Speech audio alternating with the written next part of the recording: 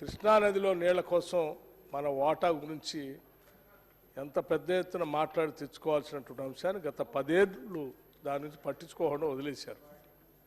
కనీసం ఇప్పుడైనా కాంగ్రెస్ ప్రభుత్వం అధికారానికి వచ్చిన తర్వాత ఇటు ముఖ్యమంత్రి రేవంత్ రెడ్డి గారు, అటు మా ఇరిగేషన్ మంత్రి ఉత్తమ్ కుమార్ రెడ్డి గారు ఆ నీళ్ల కోసం, ఆ నీళ్లపైన ఉన్న వాటా కోసం, ఆడ ఆల్రెడీ కట్టి ఉన్నటువంటి ప్రాజెక్టుల కోసం, నడుస్తున్నటువంటి ప్రాజెక్టుల కోసం, కట్టబోయే ప్రాజెక్టుల కోసం నీటి వాటా గురించి వాళ్ళు పాపం తప్పించి వాళ్ళు ఏదో ప్రయత్నం చేస్తూ ఉన్నారు.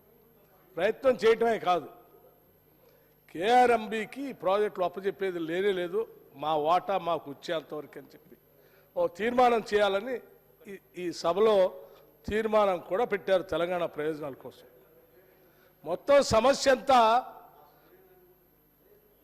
చిన్న సమస్య, ఒకటే సమస్య, ఆ నీళ్ల కోసం పోరాటం చేసిన తీర్మానం. ఈ తీర్మానానికి సంబంధించి, ఇంత ముఖ్యమైన తీర్మానానికి సంబంధించి ఇప్పుడే మనం రామాయణం అంతా చర్చించుకోవాల్సిన అవసరం లేదు.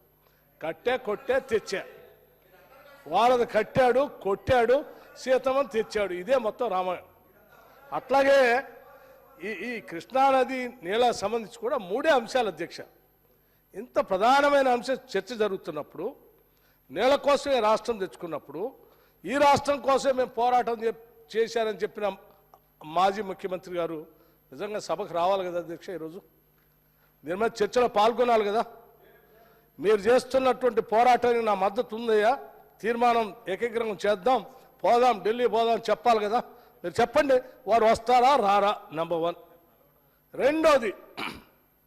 రెండో అతి ముఖ్యమైనటువంటి అంశం, మీరు ముఖ్యమంత్రిగా ఉన్నప్పుడు, ఇరిగేషన్ మంత్రిగా ఉన్నప్పుడు మీ దగ్గర కార్యదర్శిగా పనిచేసినటువంటి స్మితా సబర్వాల్ గారు ఆ లేఖ రాశారా లేదా చెప్పండి, రాశారా లేదా చెప్పండి.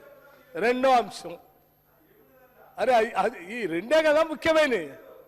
ఇక మూడోది అతి ముఖ్యమైనది, మేము పెట్టిన తీర్మానానికి మీరు సంపూర్ణంగా మద్దతు ఇచ్చి మేము చేసే ప్రయత్నానికి మీరు బాగా చేస్తూ ఉన్నారు.